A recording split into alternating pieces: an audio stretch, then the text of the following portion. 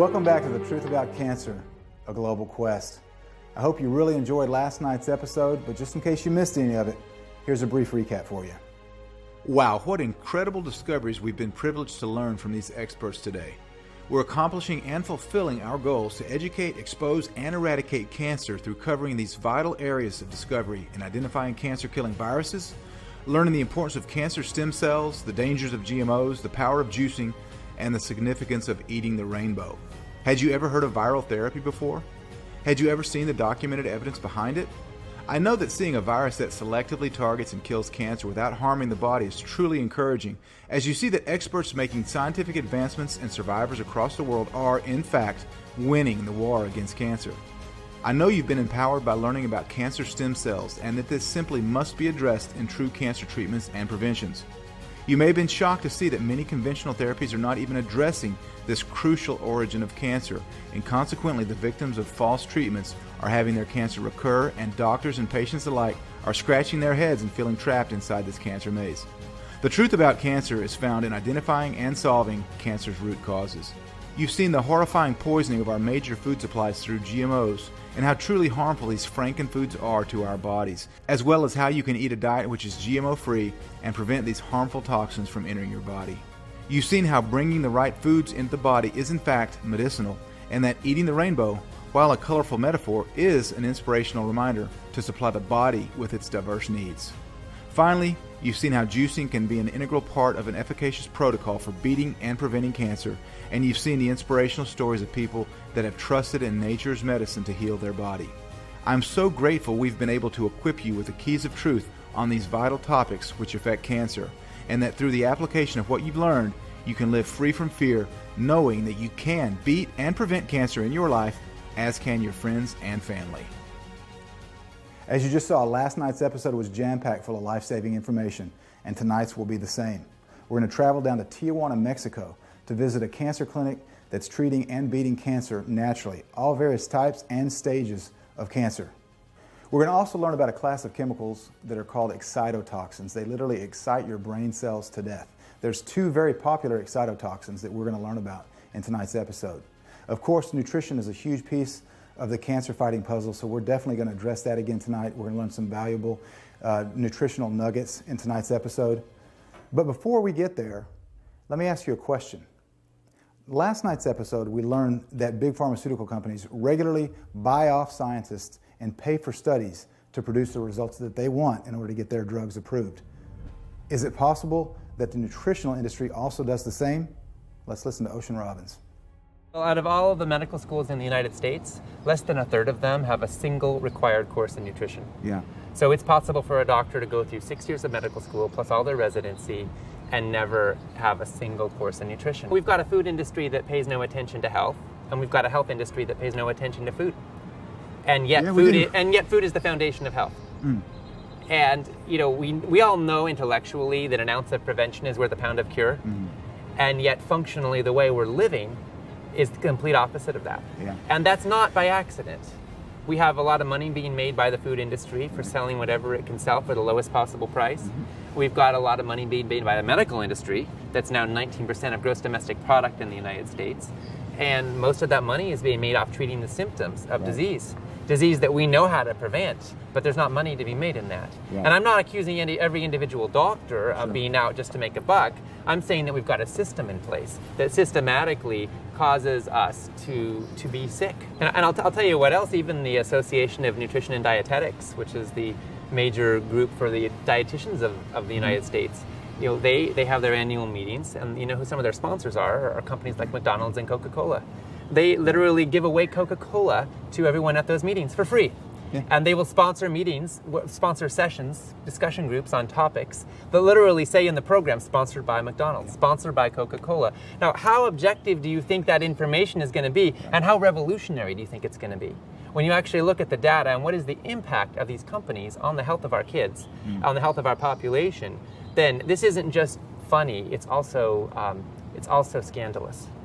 Yeah. That nutritionists and dietitians whose job it is to look out for the public well-being and to help individuals to get on a path of health are being bought off functionally speaking, by industries that are polluting the health of the people these folks are supposed to be serving. I didn't realize how nefarious the food industry was, and so I read Marion Nestle's book, which will be out in October 2015, called Soda Politics. And they are every bit as evil as the drug company with respect to their political lobbying, the revolving door between industry and the federal regulatory processors. So they've got, the whole system is stacked against you. Money is oftentimes the deciding factor in decisions that directly affect your health and my health. It shouldn't be that way, but that's reality. Well, we have to admit that healthcare is a business in America. In fact, there are vested interests in this business of healthcare. It's a $2.7 trillion a year medical industrial complex we have in America. The cancer medical complex is this whole monolith that's been set up to make money on cancer. And so let's take the woman who is a young woman who's been feeling a breast lump, goes to her doctor, she goes for a mammogram, they pick up something, she's going to go for a biopsy, they pick up something, now she's going to go for an excision, tell her she's got cancer, she's going to get chemo and radiation. It's this whole system set up to treat cancer, and it's a multi-trillion-dollar industry right now. And the problem is people aren't living longer from these therapies. This cancer industrial complex that Dr. Brownstein just mentioned, where only certain approved treatments are covered by insurance, is alive and well in the United States. But it's not just here in the United States. This is a global thing. Let's listen to Ard Pisa describe the state of affairs in Holland. It is by law arranged in Holland that a doctor must give chemo, radiation, and surgery, but no natural treatments not allowed in Holland. Oh, natural treatments are not allowed? No. You are going tomorrow to Keulen to Professor Dr. Robert Gotte, the Medical Center Cologne. Yeah. You can't open the doors for a medical center in Holland like that one. It isn't allowed in Holland. Well, I mean, I guess at least people in Holland have access to go to the clinic in Germany. It's close. Yeah, it's close, but you have to pay for yourself, and that's a big problem. Okay. Insurance doesn't cover it. Exactly. Okay. Here in Holland, they pay insurance for chemo, €50,000, but €30,000 for a natural treatment in Germany, they won't pay it. Wow. It's crazy. It's the world upside down. I agree with Ard Pisa. The world is upside down. And a prime example of this upside down world is in our food supply. Did you know that there are certain substances that may be in popular foods like, say, Chinese food, that literally excite brain cells to death? They're called excitotoxins. And in this next clip, Dr. Russell Blaylock, who is a neurosurgeon and a scientist, describes the role of glutamate in producing and feeding cancer.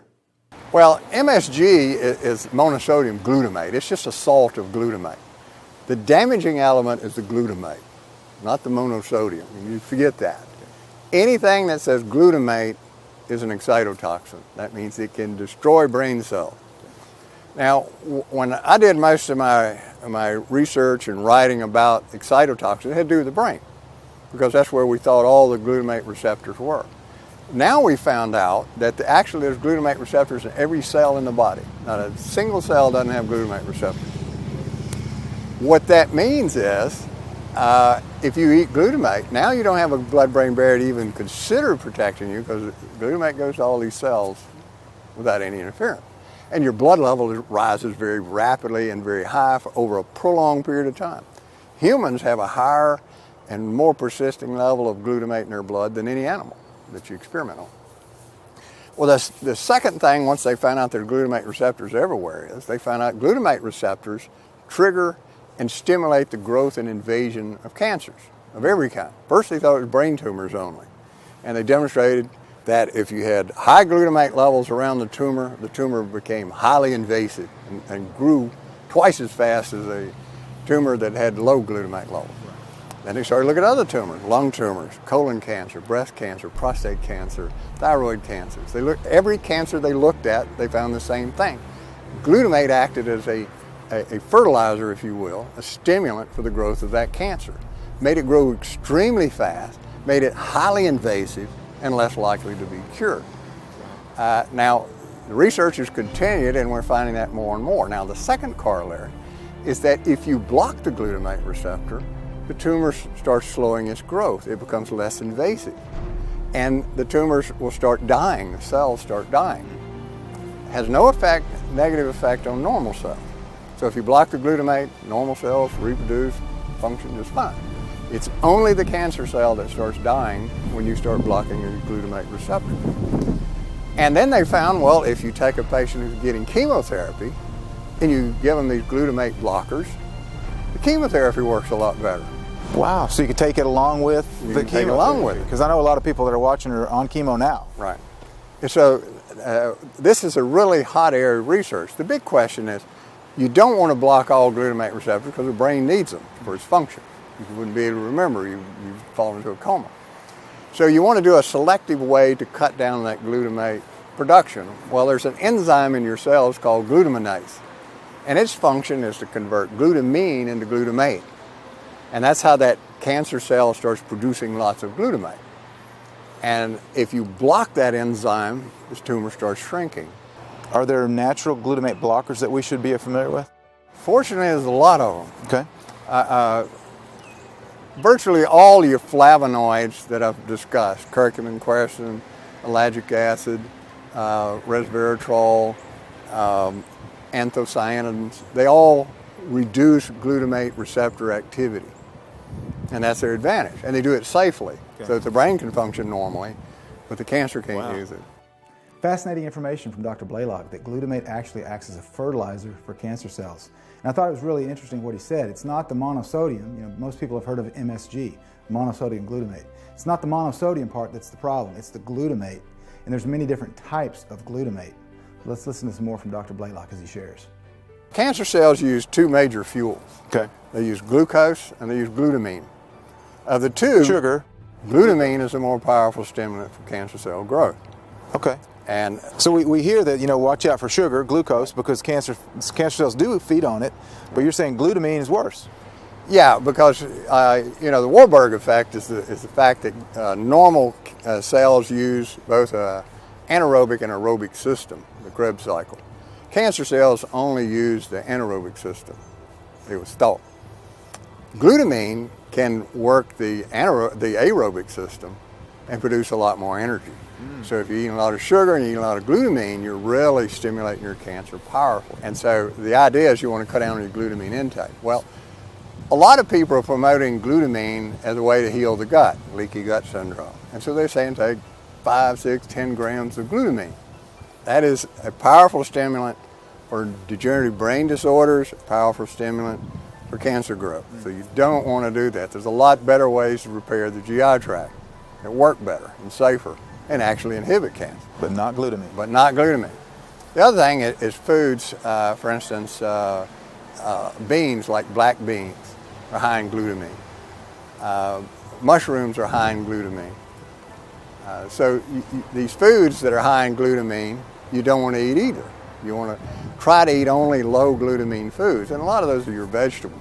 Okay. And some cancer researchers think, well, this may be why people who are on vegetarian diets and juicing seem to have these spontaneous cures of their cancer, is because they have such a low glutamine intake and a low sugar intake. Wow. Both. So they're getting rid of the two fuels. You're getting rid of two fuels. Now, cancer cannot use fat for its fuel.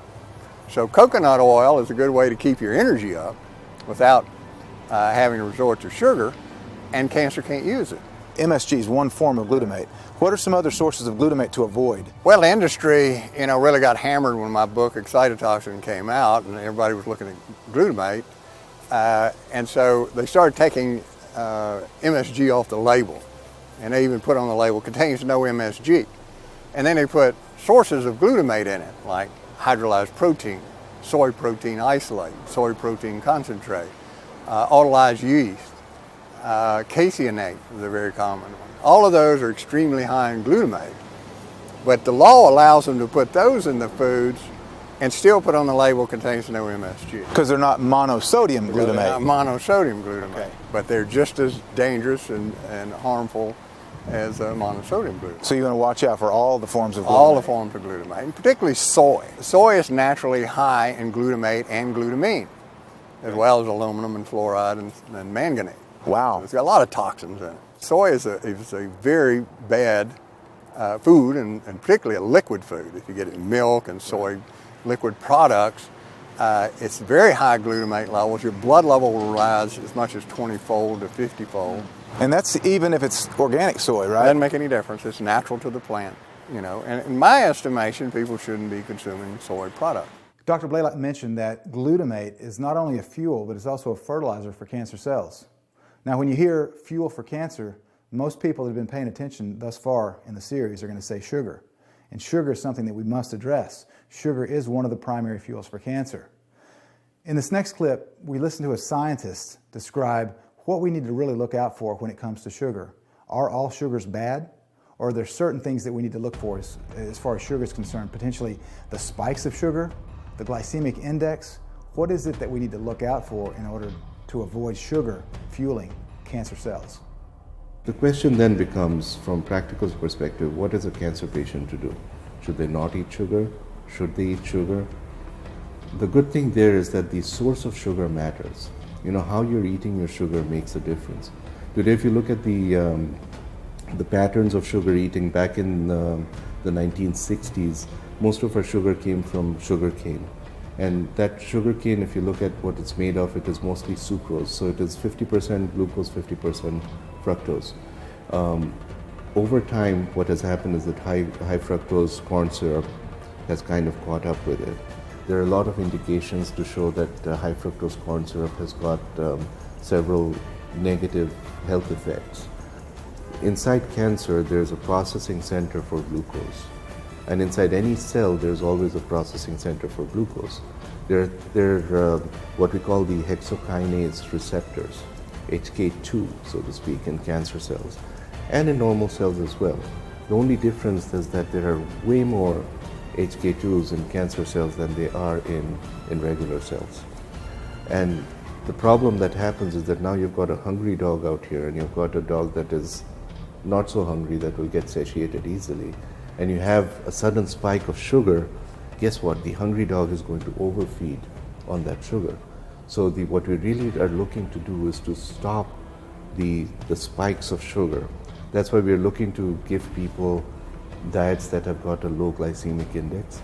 A lot of people think, okay, fruits and vegetables, that is something that we recommend at Hope for Cancer, that, cancer patient should eat fruits and vegetables. A lot of people think, oh my God, fruits and vegetables are so high in sugar. Oh, how is that going to affect our cancer cells? The answer lies really in not so much the composition of the sugar itself, but in how it is delivered. So in the case of sugars, if you look at the balance of what content most fruits have, it's different. Some fruits have got a higher level of fructose, some fruits have got a higher level of glucose, some of them have sucrose, so you have various varieties. Apples, pears, they're pretty good to eat because they've got a relatively higher fraction of fructose to glucose, but they have both. They have sucrose as well. But they also have a lot of fiber with them. So when you're eating them, what the fiber does is that it slows down the absorption of the sugars into the body, and that makes sure that you're not going through those incredible spikes that are causing the absorption of the sugars into the cancer cells, which then feeds into their mechanism of growth, because the more sugar they get, the more they can grow and they can replicate themselves. Okay. So just to reiterate, what we have to watch out for are the sugar spikes. And what might cause those sugar spikes? It's the man-made processed sugars, the candies, the sweets. But we also have to watch out for sugar's effect on the immune system. Sugar really impairs the immune system. In fact, in the 1970s, there was a scientist named John Ellie. And John actually, what he did, Dr. Ellie, he actually looked in detail at what happens, how do white blood cells run? What's different about white blood cells than normal cells? And what he found was that white blood cells actually need 20 times more vitamin C than normal cells. Now, he also looked at what's the pathway for white blood cells to get the vitamin C that they need, because we know vitamin C is an antioxidant, protects the white blood cells from oxidative stress. And of course, most of your listeners, most people should know white blood cells are kind of like your military, right? So they're going out and they're fighting wars every single day, and so they need a lot of protection. So how does the vitamin C actually get into the white blood cell? That's the question. And what he found was that it goes through the same pathway that sugar or glucose gets into the cell, through insulin. And so what that means is when blood sugar elevates, our body naturally produces this hormone called insulin. Insulin takes the sugar, puts it into the cell where it belongs. And so what we know is that cells, including white blood cells, they have a greater affinity for glucose. The insulin receptor itself has a greater affinity for glucose than it does vitamin C. And so what that actually means is that when blood sugar is elevated, we are unable to get the vitamin C into the cell. And so there's something that Dr. L.A. came up with. It was called the phagocytic index. And it was really just this measurement of how good a white blood cell is at destroying either abnormal cells like cancer or bacteria, virus, something along those lines. How many bad guys can it kill? Yeah, exactly. That's exactly what he was looking at. And so here's what he found was that a blood sugar of 120 actually reduces your phagocytic index by 75%. And so we look at a blood sugar of 120, we know that if you have a fasting blood sugar of 120, you're considered basically pre-diabetic. Okay, 125, 126 is diabetic. So most people are like, well, I don't have a fasting blood sugar of that. However, most people in society, let's say you eat cereal in the morning, you're just eating that bowl of cereal in the morning for the next 3 to 4 hours, you're going to have a blood sugar above 120. Most people are. Just from cereal? Just from cereal, right? Not even sugared cereal, just because of the grains? Exactly. Just eating Cheerios, right? Having a glass of orange juice, right, with that. Your blood sugar is going to be pumped up. And what's happening there is you're actually reducing your white blood cells' ability to break down cancer cells. Then if you go in at lunch, you have a sandwich, right? You have these high-carb meals all throughout the day. You're actually reducing your phagocytic index. Most people are spending 16 hours a day with reduced immune function. So as we just heard from Dr. Jockers, sugar actually burdens and impairs the immune system. It fuels cancer cells. But that's not the only reason to stay away from processed man-made sugars like candies and sweets. Another reason that we need to stay away from it is that it's been recently shown through studies that have been published in peer-reviewed journals that sugar actually creates cancer cells. This is called oncogenesis. Well, a new study came out that showed for the first time that cancer doesn't only just feed off of sugar, but that sugar can induce a cancerous phenotype in cells, which means it basically changed it from a cell that just likes glucose to one that exhibits invasive activity, where it's basically now becoming an independent cell that wants to go out and invade other tissue. So it's the first time that we saw that sugar is a cancer risk, much like smoking is. It's not just that it feeds cancer, it's that it can actually cause cancer. So in light of this information that Sayer just shared with us, that sugar is oncogenic, it actually causes cancer, does it make any sense to have bowls of candies and sweets in the office of oncologists that are treating cancer patients?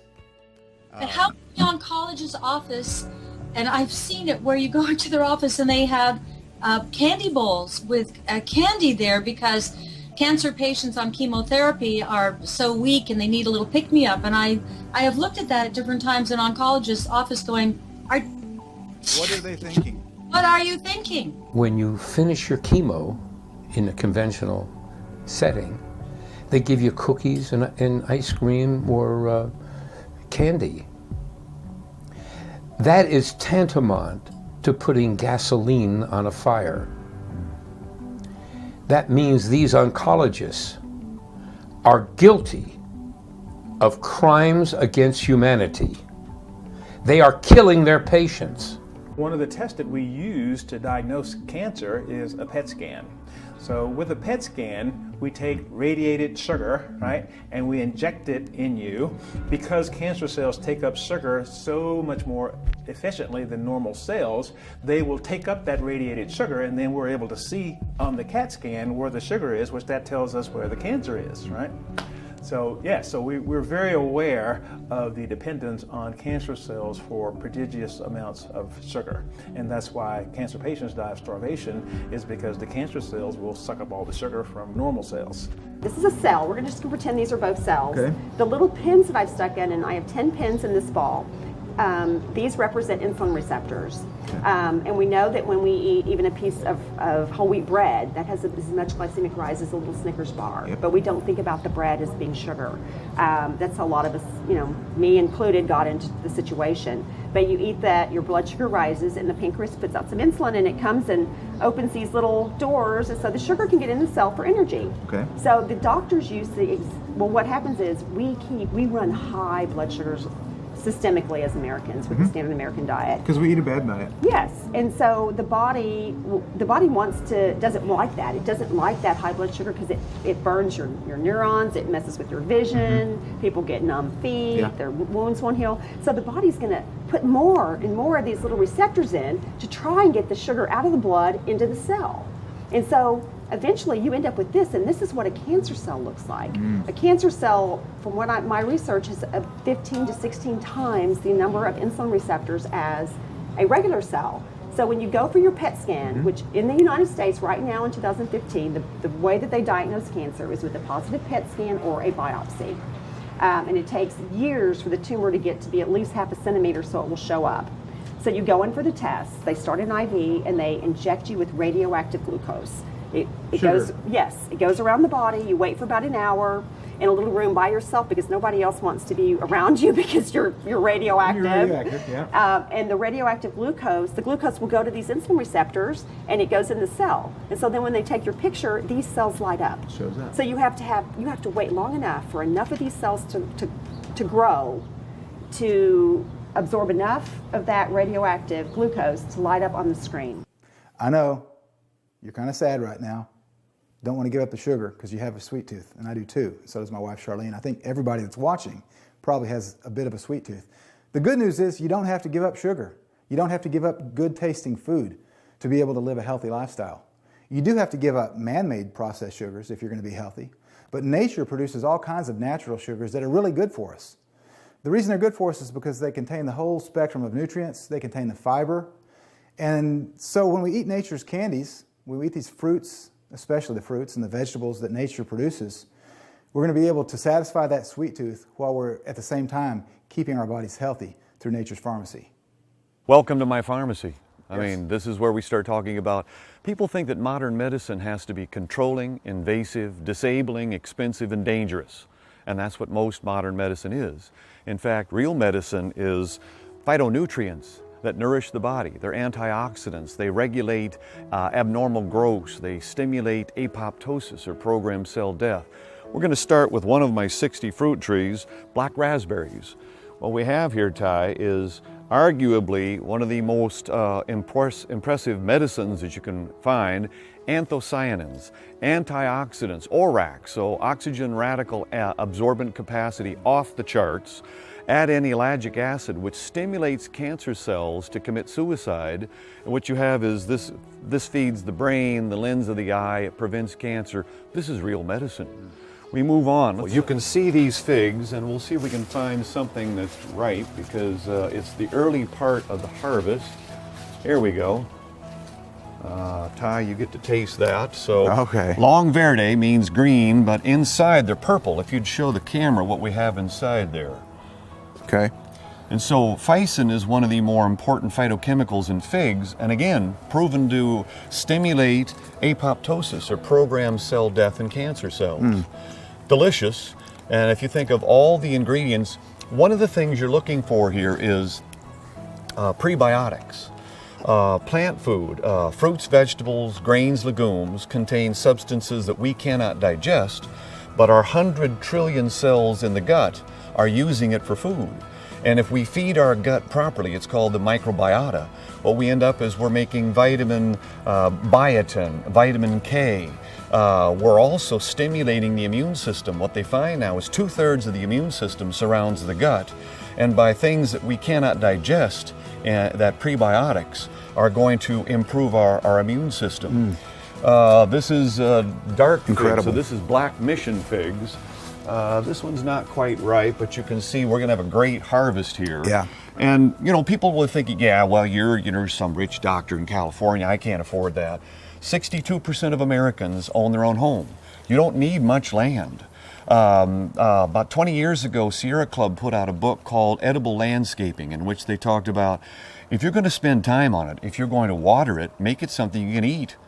And every, 2/3 of Americans could do the same thing. And if you don't have land, there's a lot of cities where they're taking land that's unused, downtown Detroit and other places, and they say, this is a community garden. Put some fruit trees in. It might be a couple of years before you get a harvest, but a garden, you're going to get it in a couple of months. Grow gardens, not grass, right? Exactly. And I live in a desert. Southern California is a desert. We're in the worst drought in history. Why would you water something unless you can eat it? And here's an interesting point. We're good to Mother Earth, and it nourishes us. And so there's this symbiotic relationship. I feed the soil, and then the plant feeds me. And the same thing for you folks. I mean, by the way, Patrick, that fig that I just ate, that's the sweetest fig I've ever tasted. Isn't that delicious? That's incredible. I'll tell you what, one of the things that I do, I add Epsom salts to the soil. Epsom salt is magnesium sulfate. If you look at green plants, what you have here is green chlorophyll. And chlorophyll takes the energy of the sun combined with water and carbon dioxide, it makes sugar. And then from that it makes proteins and all these exotic phytochemicals that protect us from disease. Well, the beauty of this whole business of that, the middle of that chlorophyll molecule is magnesium. If the plant doesn't get enough magnesium, it doesn't make enough chlorophyll. Doesn't get enough chlorophyll, it won't make enough sugar. It's not going to get sweet enough. And all the other chemicals that it makes. So I put like a handful of Epsom salts in a gallon of water and dissolve it at the base of the tree about 3 times a year. Delicious fruit. That's a great tip for people that are growing their own food. Do you see any bugs, anything on that? No. This is all biodynamic, organic, and I'm not fighting any bugs. Essentially, the plant has its own immune system, just like you and I do, just like you people do. These are Suriname cherries. Okay. And fascinating. Suriname cherry. I get 3 harvests a year out of this. And by the way, you guys are missing out. You have to be behind the camera. I'm getting to eat this. This is incredible. Well, the hard part is to eat and talk at the same time. I find I salivate so much that I can't talk well, which is I'll let you do most talking. I'll do most of the eating. Perfect. We'll be happy here. Well, think about this. What you have is these beautiful dark cherries, and they're sweet, aren't they? They're delicious. And what nature is saying is, all right, what I got is some sugar here, and the fungus living around us in the trillions wants to eat this. And so the plant has to create its own protection. It creates a substance called phytoalexins, and that is, one of those is resveratrol. People have heard about it in red grapes. Grapes are another thing. So the sweet thing in the grape has to protect itself. So if a fungus lands on this and it eats that phytoalexin, it dies. It's sort of its own, it's a pre-drug, essentially. The drug companies can't duplicate this stuff. And that's the beauty of what we've got here is that you cannot patent a natural substance. And that's why the $280 billion a year drug industry can't come up with something as effective as this. Phytoalexins in red and green fruits and vegetables have been shown to be anti-cancer the same way that they protect the plant against fungus. Mulberries. These are Oscar mulberries. Now this one wasn't ripe last year. You're right. You're right. Came at a different time of the year. So dark purple is going to have this rich mixture of phytochemicals, bioflavonoids, carotenoids. The medicinal value is beyond argument. Oh my goodness. That's ridiculously sweet. Delicious. And this is why I'm saying we're not denying ourselves, people. People think if I can't have my Twinkies and Coke every day, no, this stuff is delicious. And once you develop an appetite for it, what's fascinating is the human tongue has got 4 sensors: sour, sweet, salt, and bitter. That sweet is for fruit. The earliest food of humans was fruit, eggs, and insects. I'm not telling you have to eat insects, but eggs and fruit are good. And the sweetness is to make fruit taste good and feel good in our body. And then what the food manufacturers have done is said, we're going to create all of these substitute sugars, which are not good for you. And now we're eating 140 pounds per year of refined white sugar, which is killing us. Obesity, diabetes, depression, heart disease, cancer, among other diseases that come with refined sugar. This is a different sugar. And what you find is if you take the fructose and other natural sugars that are in the matrix, matrix means mother in Latin, and literally here's this sugar sitting in the middle of this cell membrane, and it's got all these phytochemicals around it and fiber, and it works. And if you take a different sugar and take all the matrix away, which is white sugar, corn syrup, now it's killing people instead of healing people. There are so many good non-toxic ways to treat cancer that is laughable what standard medicine is doing. But they all work in different ways. For instance, the salvestrol works on an enzyme system. CYP1B1 is the enzyme system that it works on. Well, this is a natural product found in fruits and vegetables that CYP1B1 enzyme converts into a toxic product. So this fruit extract, vegetable extract, acts as a prodrug. It's not a drug. Your normal cells don't have that enzyme system, so it can't convert it. So it doesn't hurt normal cells.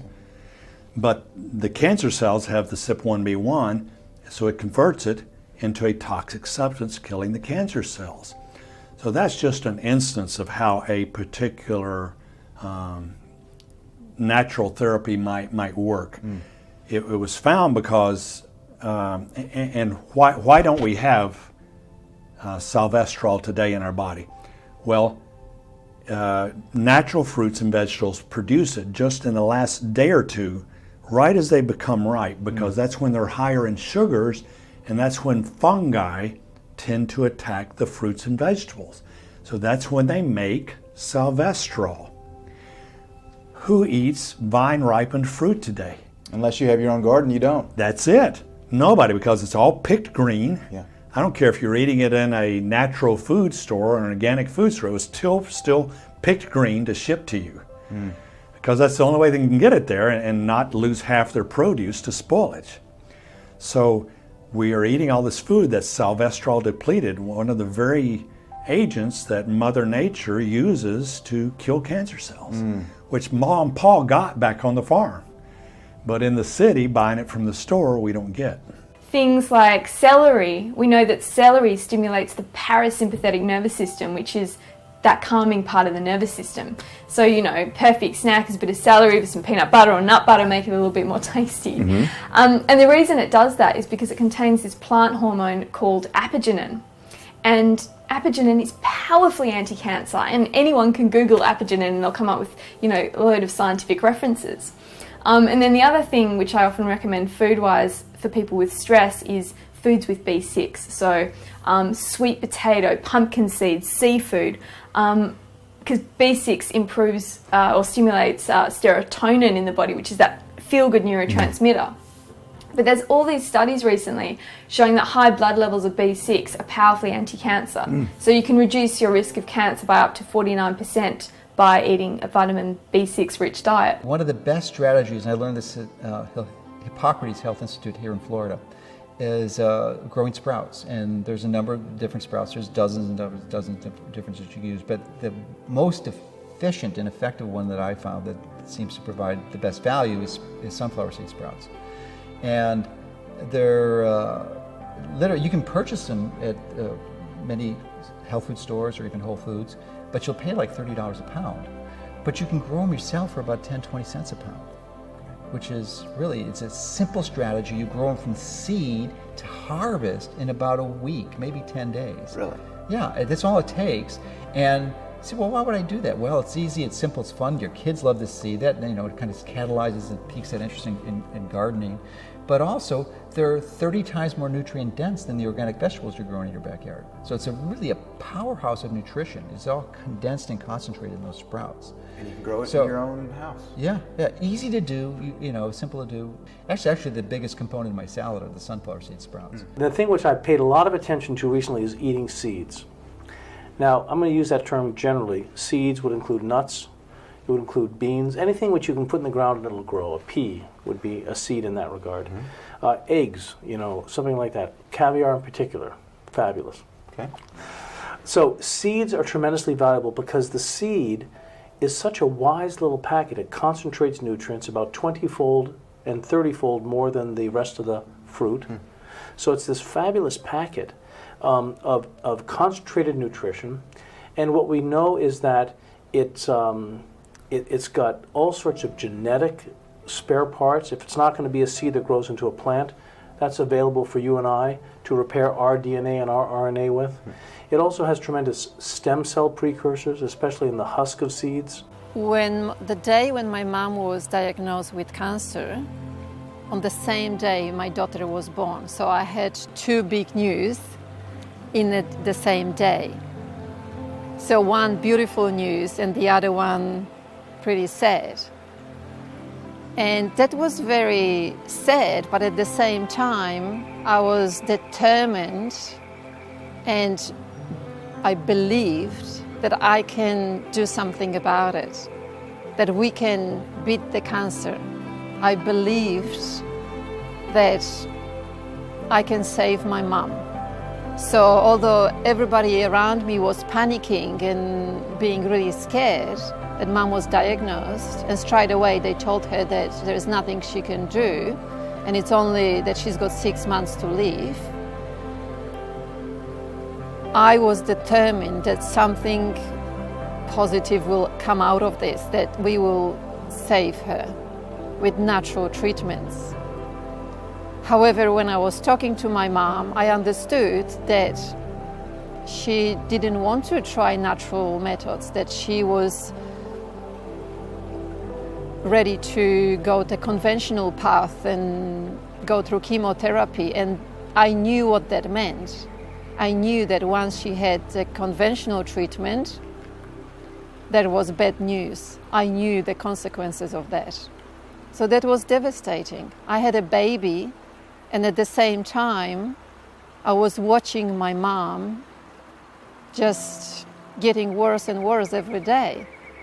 Injecting chemicals into someone's bloodstream, even if you're the healthiest person, fit, health person, if someone would inject chemicals into your body, that would make them sick. Cancer patients are already unwell, and on the top of it, they are given the chemicals. So I can't find any sense in that, unfortunately. I feel that both experiences were taken away. Experience of my mom bonding with her granddaughter, and for my daughter to just remember just a little bit of her grandma, that was taken away. Because I couldn't save my mom's life, I felt with every patient after, I gave everything I possibly could in order to save their life. And because of that, we had countless cases of people recovering from cancer. The experiences which I didn't have with my mom, I thought that I lost them, that I will never get them back. However, through helping other people regain their life and watching grandmothers with the grandchildren and husbands and wives and the families being together is just beautiful, and I'm really grateful that I can experience that moment looking at the families being together and lives saved. Wow, that's so encouraging that Gosia was able to regain what she thought she had lost in the death of her mother through helping others experience abundant life by helping them detoxify and nourish their bodies with nature's medicine. Another amazing remedy from nature's medicine chest is the chaga mushroom, or as Dr. Boris Greenblatt from Russia refers to, the Russian curcumin. Another very famous thing in Russia is chaga. Chaga mushroom. Chaga mushroom. It has so many benefits. It's almost like curcumin. So you can say it's like a Russian curcumin because it basically does everything. It's anti-cancer, it's anti-inflammatory, it's got lots of minerals, and 15% of chaga is ash. And ash has lots of manganese. And manganese is a very important factor in enzymes, activating enzymes. Manganese? Yes, okay. Yeah. So it's unique, but it's taken from a birch tree. So in those places where you have these birch trees, I think chaga is very good to use. So you have medicine growing on the tree in the Absolutely. form of chaga mushrooms. Absolutely. I mean, there's a study from Liverpool University here showing that, a serve of broccoli a day reduces your risk of colon cancer 50%. Well, imagine then if you're having broccoli sprouts, which contain up to 100 times more sulforaphane than normal broccoli. And people are always a bit like, well, what do I do with the broccoli sprouts? They've got kind of a mustardy flavour. They are quite strong, but I find, if you put them in your juicer with, beetroot and celery and carrot, it kind of, if you're not mad about the flavour, it does mask them a bit. Yeah. Just sprinkle a few on salads. Sure. I mean, they're so potent that you only need a little bit of them. Wow, nature's medicine chest is truly phenomenal. The sulforaphanes in broccoli, the sprouts with all of their amazing nutrient profile, chaga mushrooms, Russian curcumin, as Dr. Boris Greenblatt called it. Now, let's learn a little bit about the citrus fruits, grapefruit and oranges. And we know from the National Institutes of Health in America, I think it was Mark Levine, studies in 2008 showing that over 50,000 milligrams vitamin C can take on cancer and leave healthy cells intact, right, which is wonderful. Exactly. So my mum did that. I mean, there's also studies from Japan showing that women with uterine cancer lived 15 times longer when they had vitamin C. I find grapefruit a fascinating subject, Ty, because every pharmacist, every medical doctor tells all their patients don't touch grapefruit. And what happens is grapefruit accelerates a detoxification enzyme in the liver, which changes the pharmacokinetics of drugs.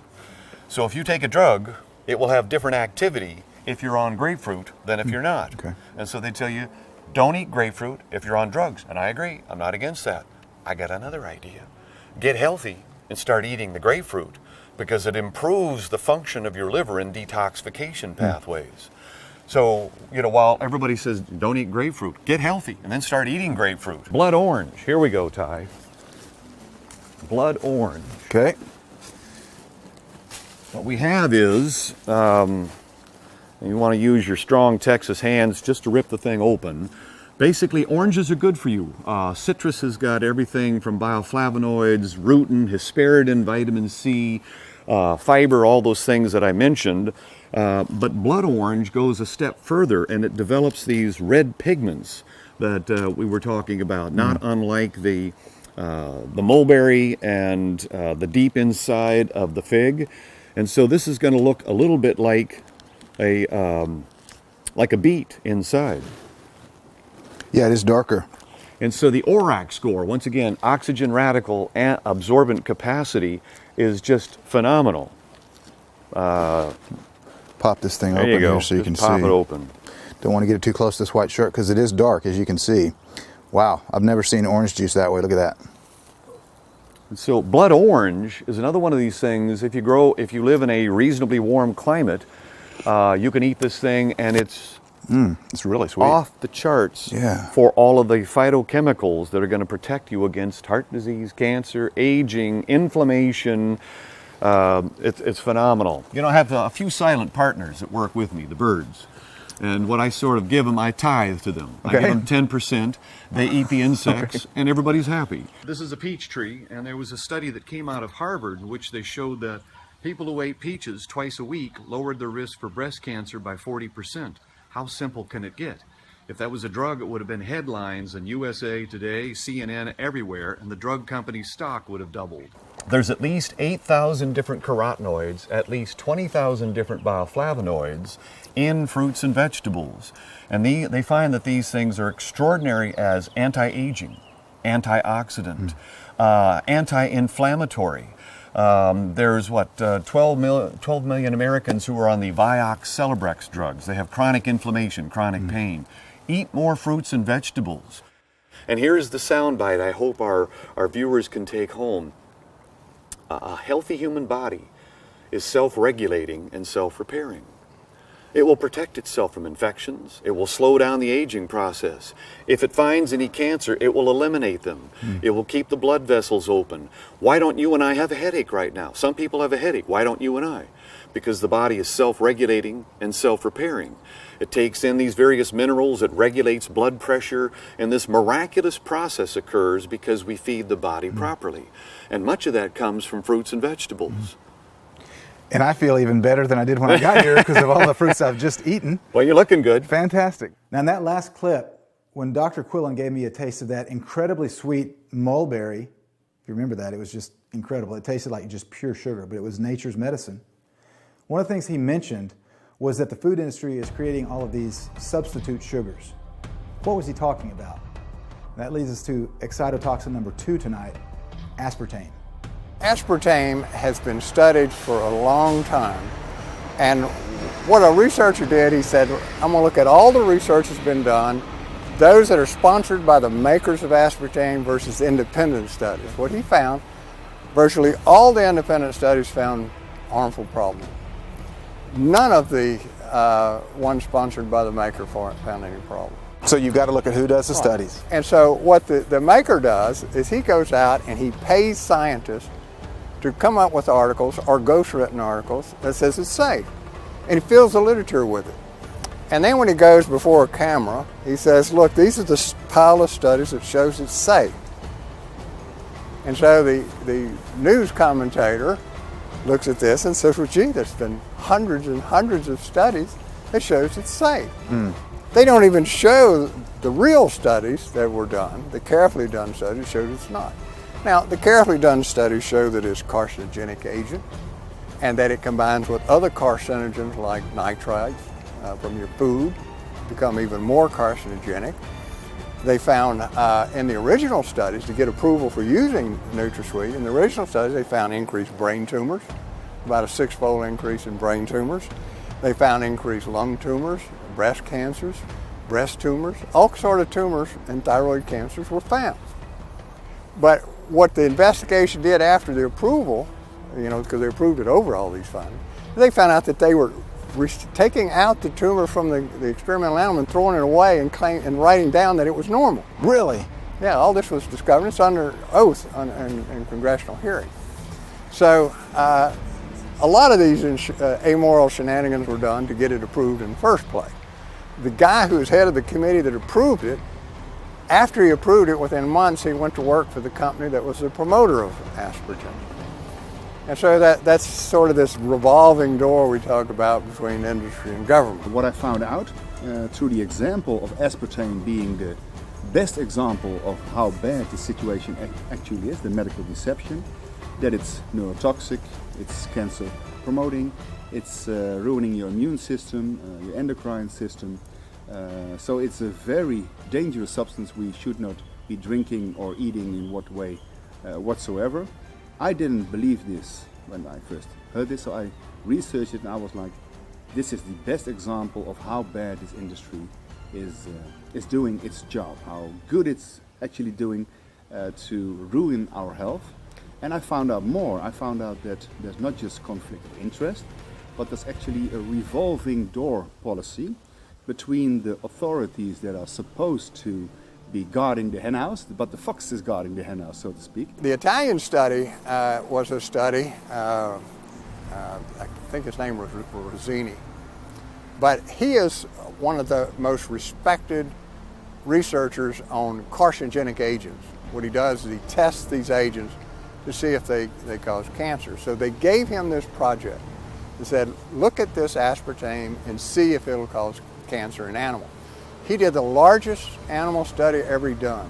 Now, his research is considered impeccable, almost unquestionable, because he's so careful in doing it and so respected. He did it and he found, well, there seemed to be an increase in lymphoma and leukemia and probably breast cancer and maybe brain tumor.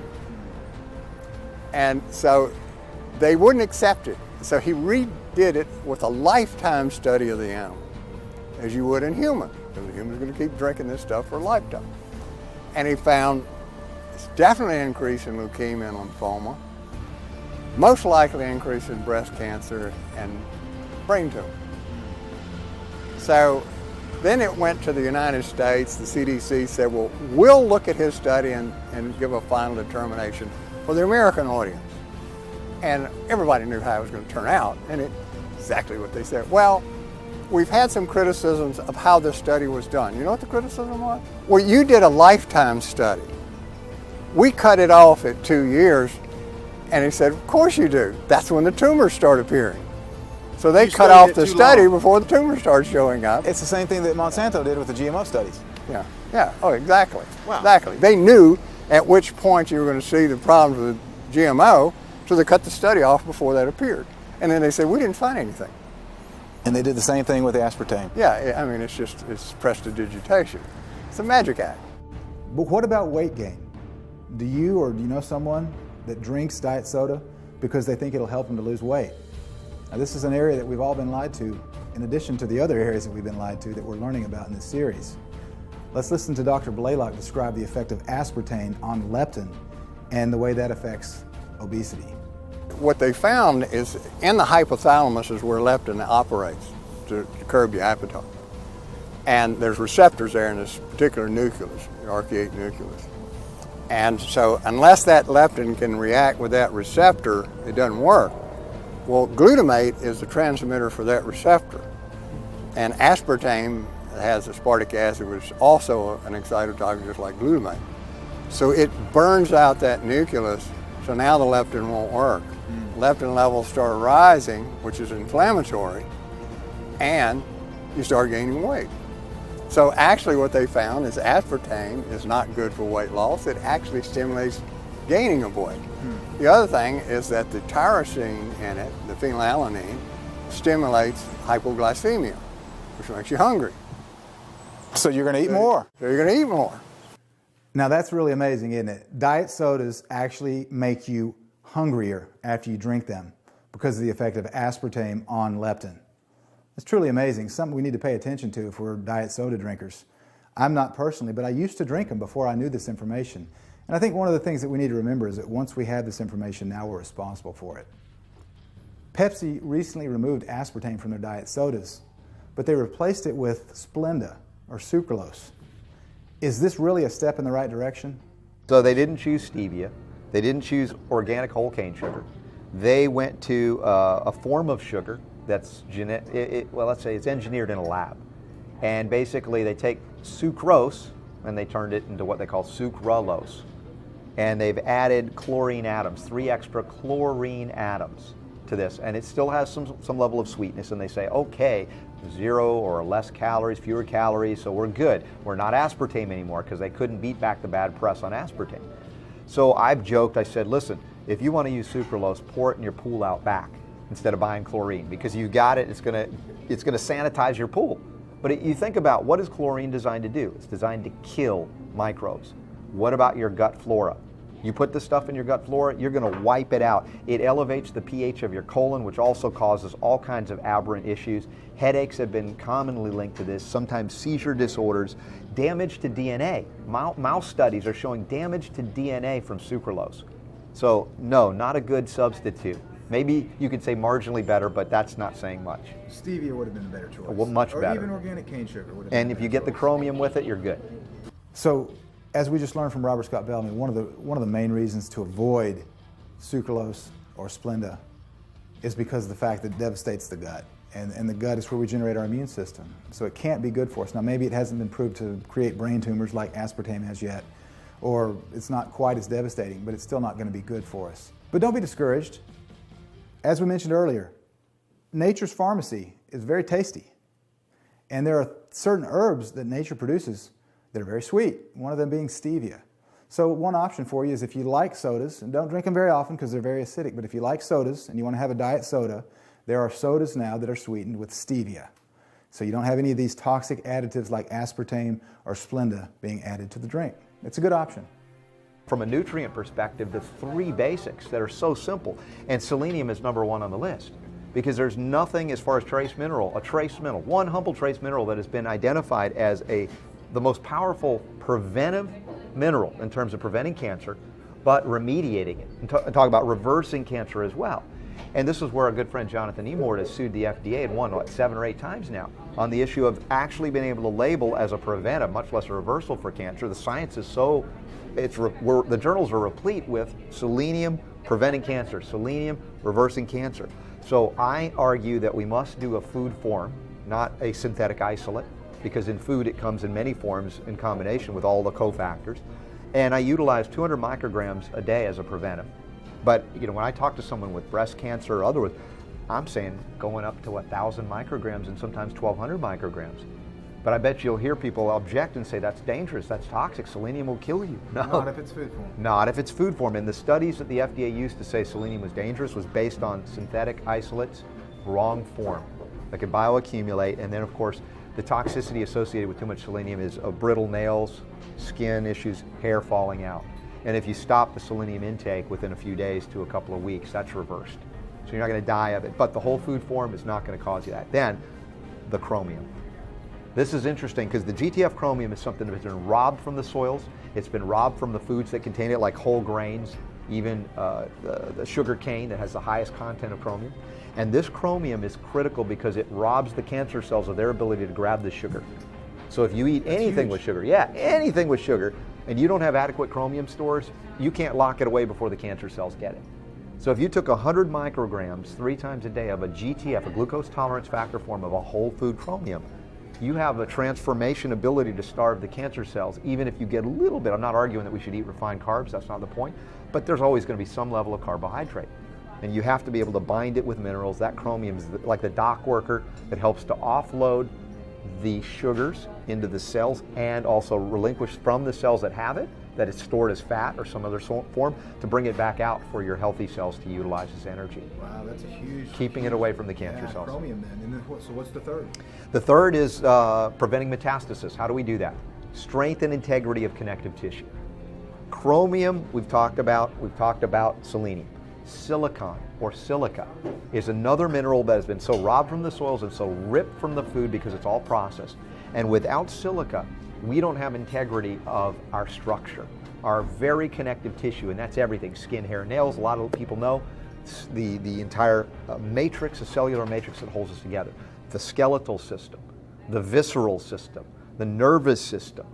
You name the system, and it's dependent upon silica for integrity of connective tissue. So if you don't have adequate silicon in the system, the metastasis, the chewing through, the enzyme breakdown of these cancer cells, chewing through and spreading, metastasizing. Yeah, and that's what kills people. Right, and so we can prevent that by ramping up silicon intake. And of course, you can take the horsetail extract, you can drink some of the tea, but you can't get enough.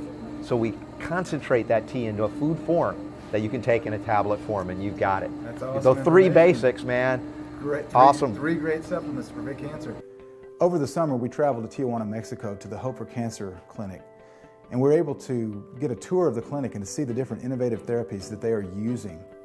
Join us now as Dr. Tony Jimenez, the medical director for the clinic, takes us on a tour. The first one we're going to go into is the sonophotodynamic therapy room. Okay, sonophotodynamic therapy. Sonophotodynamic Say that therapy. 6 times fast. Okay, so what do we have here? At the core of Hope for Cancer is energy medicine. Right. And we know we use energy medicine for diagnosis, right? Like PET scan, positive emission tomography, that's energy. We use MRI, CT scans, ultrasound.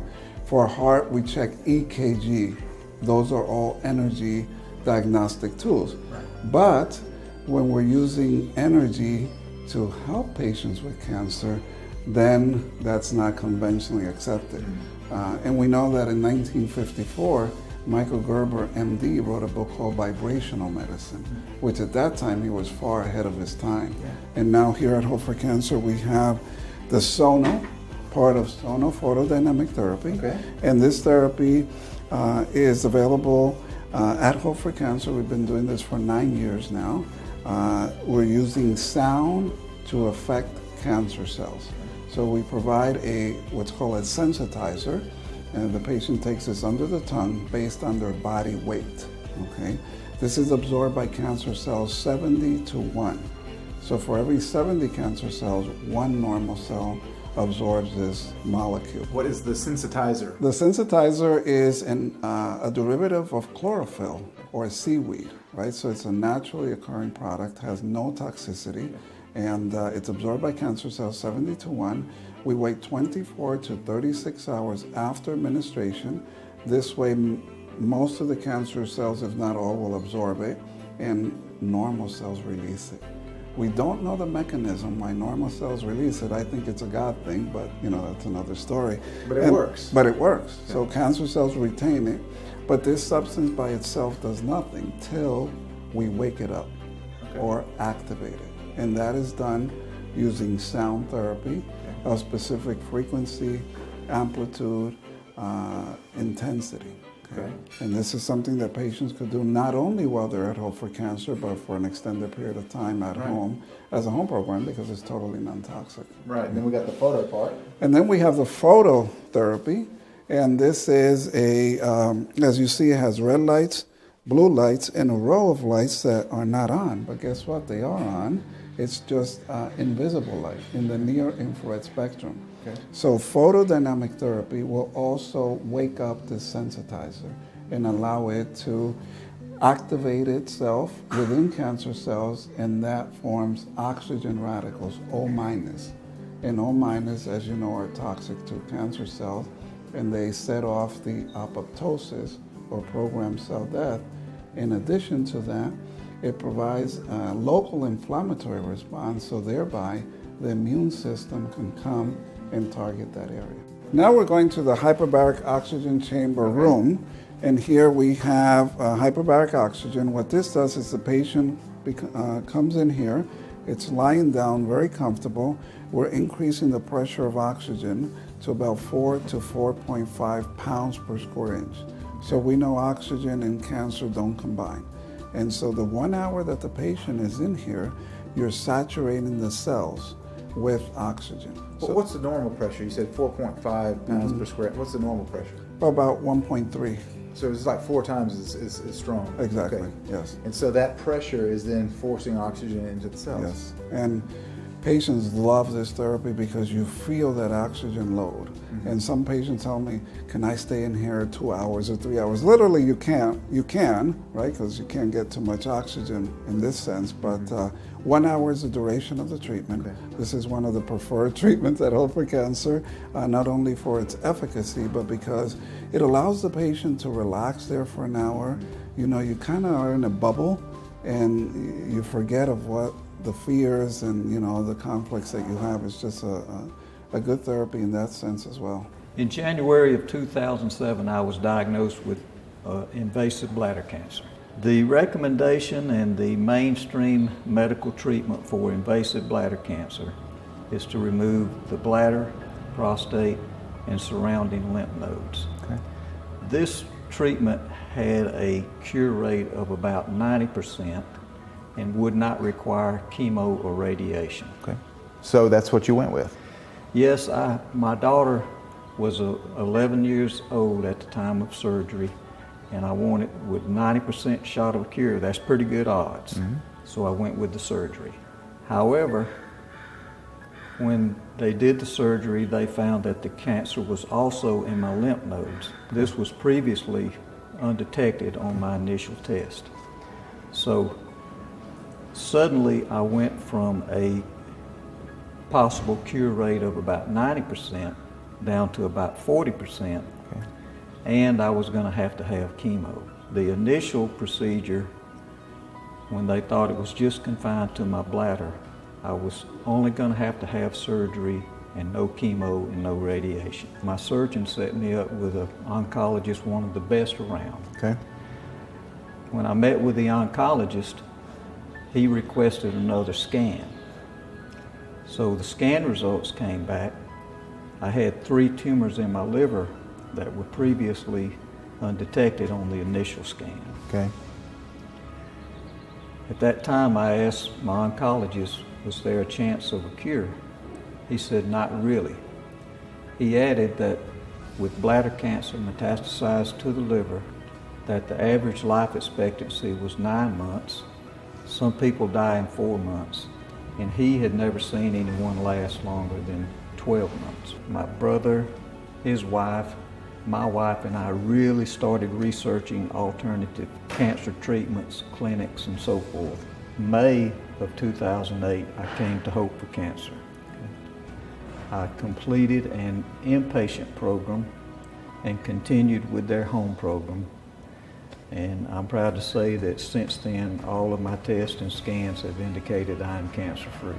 Wow, that's awesome. It is awesome. It is. It's a great day to be alive. It is. Wow, 7 years. 7 years and counting. Yeah. You count every day, every minute. I tell you what. And that's from a pretty bleak prognosis, right? Less than a year, you're alive. Yeah. 8 years later. Yeah, my urologist who did the initial surgery says that I'm a miracle. My oncologist says that he's never seen anyone with bladder cancer metastasized to the liver live this long. I'm glad you're the first. Hey, it's good to be in that group of one. It is, isn't it? This one. And now your 11-year-old girl is 19? Well, at the time of that initial prognosis of maximum 12 months to live, I didn't think that I would see her even through middle school. Now she's graduated from high school and just completed her first year of college. That's so awesome. It is awesome. This is pulsating electromagnetic field therapy. Again, to affect the cell, we could pulsate water, we could pulsate the cells, we can help reduce the tumor size by energy, okay? And can I try it on you, Ty? Absolutely. Okay. Sure. So, we're going to sit down here? Yeah, why don't you have a seat, please? Make yourself comfortable. I know you've had a long day. I'll this will take be very any beneficial. Let's relaxation I put can this get at around this your point. neck. Okay. And you're not tying this to a truck or anything, are you? No.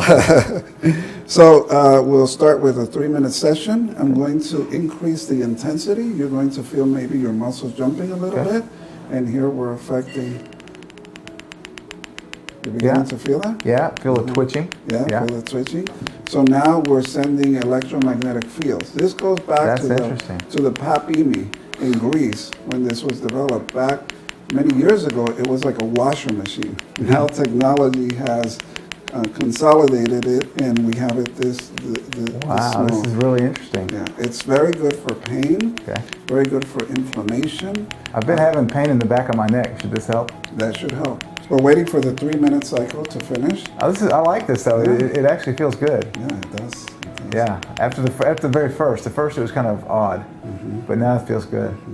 So, Ty, is it done? Yeah. You want to see what we just, what kind of energy we gave you? Yeah. All right. Can you stand up for a second, Sure. please? And hold this like this. Yeah. Okay. This is a chain, as you see. Wow. And so I take it, it closes the loop. Some serious energy. Serious energy. If I crank it up more, maybe we could take it this way so they can see it. Hold the bottom. Okay.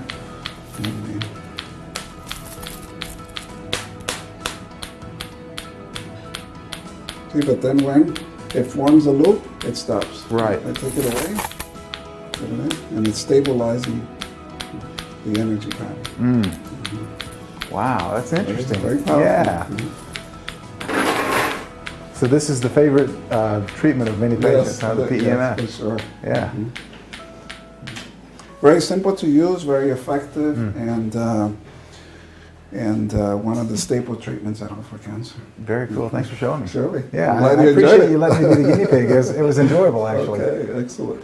This is a near-infrared sauna as opposed to a far-infrared sauna. So, Dr. Tony, what's the difference between a far infrared and a near infrared? I've got a little personal far infrared at the house, but I think it was one of your patients today that I talked to. He said, no, it's not far infrared, it's near infrared. What's the difference?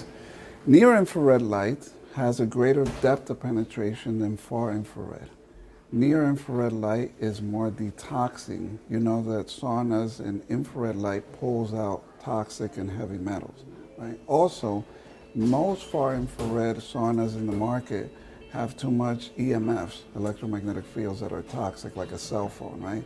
There's a book called Sauna and Detoxification by Dr. Lawrence Wilson, MD, out of Arizona. And there he's considered the guru of sauna therapy. And, he talks about what I just mentioned to you, the importance of using near-infrared as opposed to far-infrared. So near infrared is less EMFs and it penetrates further. Here we have local, direct hypothermia. What is hypothermia? High heat. We know, science knows, that cancer cells are heat sensitive. Normal human cells are heat resistant. That's why when we have a flu, a virus, an infection, we get a fever to kill the bugs, but it doesn't kill our healthy cells, right? So now even in the US, they're using hyperthermia with radiation, and they're saying, wow, the results are better. Well, of course, because most of the damage selectively to the cancer cells are being done by the local hyperthermia. And so that's what this is. It's a local hyperthermia machine. Yes, and it's a very easy, non-invasive therapy. This is the one. Of course, if let's say the patient has a tumor in the breast, right? We put a conductive gel, natural, non-toxic. We crank up the device, and then the treatment is done externally. Okay. And this is using both capacitance and resistance, different types of energy to get to superficial as well as to deep tumors. This is another favorite, Ty. I know I told you several of them are favorites, but this is not only a feel-good therapy, but a very effective therapy. With the combination of sonophotodynamic therapy and local hypothermia, we're getting at least a 52% decrease in blood supply to the cancer tumors or masses during the stay of the patient here. We know that angiogenesis, right, is one of the characteristics, hallmarks of cancer. So if we could decrease the blood flow to the tumor, we're well on our way to having an effective therapy. Yeah. And, you know, maybe you saw some patients today who had an 80 or 90% blood flow. We did, as a matter of fact. Now, as opposed to what we've already seen with the near-infrared sauna, that's also hyperthermia, isn't it? Correct. This is just a different machine that does the same thing? Not exactly. It doesn't do the same thing because that's more for pulling out toxins. That's more for superficial opening up of the pores, for cleansing, detoxing. This local hypothermia, and we also have full body hypothermia here, is a therapeutic treatment for cancer. Meaning it's going after the cancer cells, it's going after the bugs. Got it. The viruses, the bacteria, the fungus. So it's good doing both? It's good doing both, yes. Great. So just to summarize Dr. Tony's protocol there at the Hope for Cancer Clinic in Tijuana, he uses sonophotodynamic therapy, hyperbaric oxygen chambers, far infrared and near infrared saunas, a drastic change to the diet, restricting sugar almost completely. And my favorite, as you saw, was the PEMF, which is pulsed electromagnetic frequencies. If you saw him put that little thing around my neck, he could have turned up the voltage. It probably would have taken me like this, but at the low voltage that they use it at, it actually is a selectively toxic treatment for cancer cells. Well, the initial feeling was absolute terror and disbelief and sure death. And, you know, I watched my mother die at 48 of breast cancer, and my grandmother at 36, she died of ovarian cancer. And so here I was, 46, and was it my time? Because that's what happened in my family. But I was absolutely terrified. But I also knew inside of me that I really, there's no way you could have dragged me down the conventional path for chemo or radiation or anything like that. I knew every part of my being not to do that. I knew to have the surgery, to have this mass removed. I knew that, but there was no way I was going to do chemo. You'd have to straitjacket me and drag me in to do it, because I knew not to do that. And Dr. Tony was my hope, because I knew him, and I'd known him for years, and I'd seen the successes that, you know, I'd send my clients, I'm in the holistic world too, and I would send my people down there when they needed cancer help. And they always said, I wish I would have come here first. And so I remembered that, and that was my hope. And so I called him up and I said, hey, this is what's going on. And so he gave me my hope. And they gave me my hope. But it's hard to have hope when you're indoctrinated into this world and your belief system is cancer equals death, or cancer equals chemo and radiation.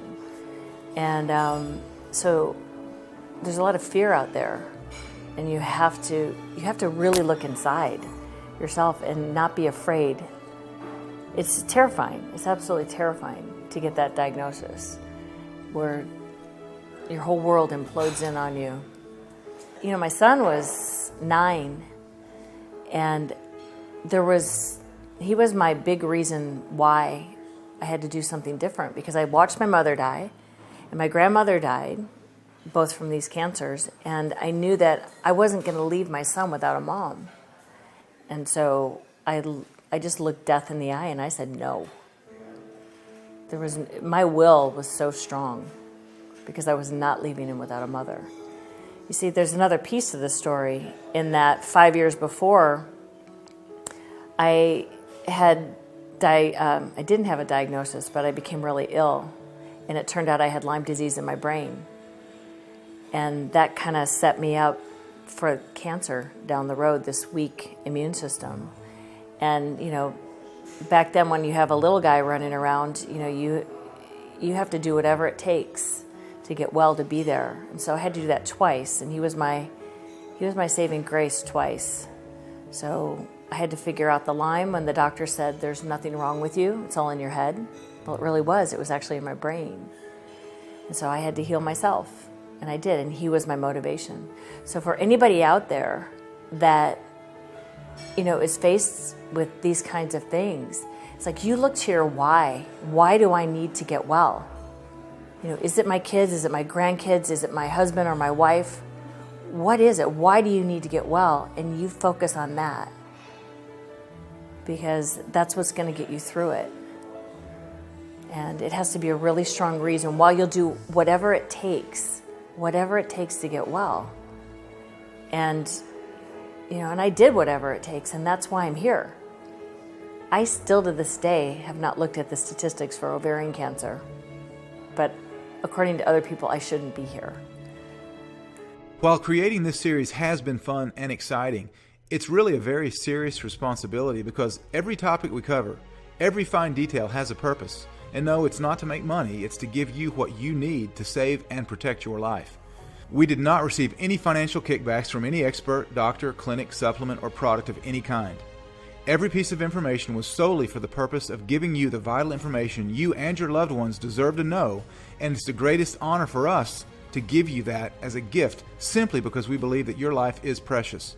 You deserve to be healthy and happy, free from toxicity, free from every negative influence on your body. And through this episode, you've seen clearly how to avoid toxins and how to eat foods that foster life and vigor. Today you've seen that excitotoxins are to be avoided at all costs if you truly desire to live a life free from the fear of cancer. You've seen how these excitotoxins not only excite and kill healthy cells, but as the documented evidence proves, these excitotoxins actually cause cancer to originate in the body, which is called, as you know from tonight, oncogenesis. I know you'll never look at a product containing aspartame, Splenda, sucralose, or any of its other evil artificial relatives the same again. I know for some of you, watching this episode may result in a trash can full of junk food that you've removed from your fridge or your pantry. Now, that's a quick way to say no to cancer. Seriously, coupled with healthy living, that's the single best way to eradicate cancer from your body right now. And what a better way to restock your home and body than with nature's pharmacy. You've seen how nature can heal your body and promote health, and that a garden actually should be better understood as a pharmacy with plants containing actual medicines that are lethal to cancer while exponentially strengthening immunity and vitality. You've also seen how sound and light therapy are in fact advanced scientific discoveries that have been proven to dramatically aid the body in the fight against cancer, as countless cancer survivors have confirmed. You've seen with Trina, with a stage 4 ovarian cancer diagnosis, who beat cancer with the aid of sound and light therapy and a combination of non-toxic therapies, once again proving that cancer is in fact not a death sentence. Wow, it's really amazing the amount of material we covered in just a short time tonight. I hope you learned a lot, and I hope you're ready for tomorrow's episode, because we're going to cover more ground that's vital in your fight against cancer or to prevent cancer. Tomorrow night, we're going to hit some of the blind spots, some of the things that you may not be aware of that could have a direct impact on a cancer diagnosis, whether it be your mouth, root canals, metals in your mouth, the spine. Did you know if your spine is not properly aligned, that could result in cancer? Emotions, the emotional aspect of cancer. Recent studies that have shown a direct link between emotions like fear and stress and a cancer diagnosis. And heavy metals, not just in your mouth, but in vaccines. Yes, tomorrow night we are going to talk about vaccines, a very controversial, hotly contested topic today. A lot of people are very opinionated on it, but we're going to try to keep the opinion out and stick straight to the science. Tomorrow night's episode is going to be extremely valuable in your journey, in your quest to learn all that you can to prevent and or treat cancer. You don't want to miss it. In the meantime, have a great evening. God bless you, and we'll see you tomorrow.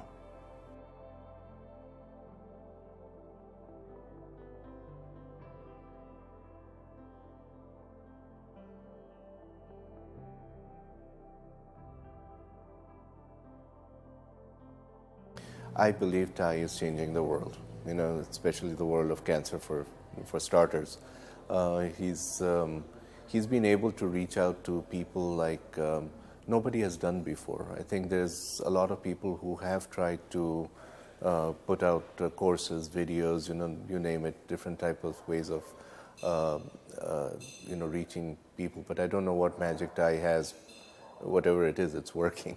He's been able to reach so many people, but with a lot of good, strong, credible information. I love the fact that he doesn't make decisions for patients. He lets patients decide, what is best for them. And he's giving them a platform where they can look at a lot of these videos and analyze the information and really make up their minds based on not just what their logic tells them, but what their heart tells them is the right thing to do. That kind of information is invaluable, to be able to get face-to-face with Dr. Jimenez when, even though you don't necessarily know him, and to make that connection is priceless. Something that he's done a massive service to a lot of patients. A lot of patients have come to Hope for Cancer after watching the Quest for the Cures, and they have made decisions earlier, way earlier than they would have, and they've increased their chances at survival and at actually thriving through their lifetime. And I think that is huge, to be able to accomplish that. Kudos to Ty, absolutely. He's changing the world, and we love the fact that we are along the ride with him. I just love what Ty Bollinger is doing. It's incredible to just share this message with so many people, giving people alternative. I love it. I think it's just such a powerful way of sharing this message with others. I absolutely think that everyone should have a copy of the DVDs at home and show it to others. I actually like to give this as a Christmas present or birthday present. Even if they don't have cancer, just for overall health, they can follow all the recommendations, because here we're talking about cancer, but it's for overall health and also for prevention. This information needs to be accessible to people straight away, and we need to be aware of what alternative treatments are there, because cancer can happen at any time, or other diseases just strike without any warning. So we need to be prepared, and we need to know what to do in cases like that. Not to depend on a doctor's opinion, but just to empower ourselves and know what to do. Ty and I come from the same place. We're like brothers from a different mother, you might say. And we have struggled and suffered through stories that are similar. When I first saw his book come out, I got it and I read it cover to cover, because my story started the same way when my mother died of cancer. And she was diagnosed, and within 2 weeks she was dead. My dad was diagnosed subsequent to that, and it took him 16 years to die. He was basically tortured by the medical community, 24 drugs a day, the cancer moving from his removed kidney to his other good kidney. And so my dad suffered immeasurably over 16 years. My mom went fast. The medical establishment could not help either one of my parents. And I was there when both my mom and dad took their last breath.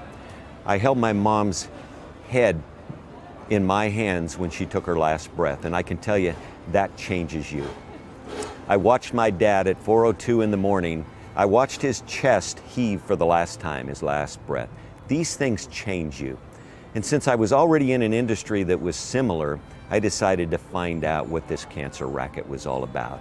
So Ty, you and I have taken similar pathways, and I know you know that, and I'm delighted that we've become great friends through this process. But I see other people jumping on board, and that's why I'm so happy and satisfied with the work that you guys are doing, because we're getting more people involved, more experts, more people who've had similar circumstances, more people that are asking why. Why me? Why my folks? Why my family? And now they're starting to get answers. This series gives them hope. When you give someone hope, then they have a chance to live. And they do, many of them do. I would say most of them who pursue it do, whereas on the other end, most of them die. Hope. They grab onto hope. You need to keep giving them hope, and that's what we do. And the truth about cancer, there's no other way that I can frame it. There's a lot of stuff in there that is great, but hope, that's where it's distilled down to, and that changes lives, and that saves lives. Join the movement, support the mission, save lives. When you choose to own The Truth About Cancer, a global quest, you allow us to continue to research, interview, and share this life-saving information absolutely free. And as always, a portion of each sale gets donated to cancer charities that are doing real cancer research and are actually helping cancer patients each and every day. You're also covered by our full 90-day money-back guarantee, so there is absolutely no risk to you to check it out. If this is not everything that you hoped it could be, all you got to do is contact our friendly customer support team and we will refund every penny back to you. You have absolutely nothing to lose and everything to gain. Please consider owning this series today and supporting us in eradicating this devastating disease. Thanks for watching. We'll see you next time.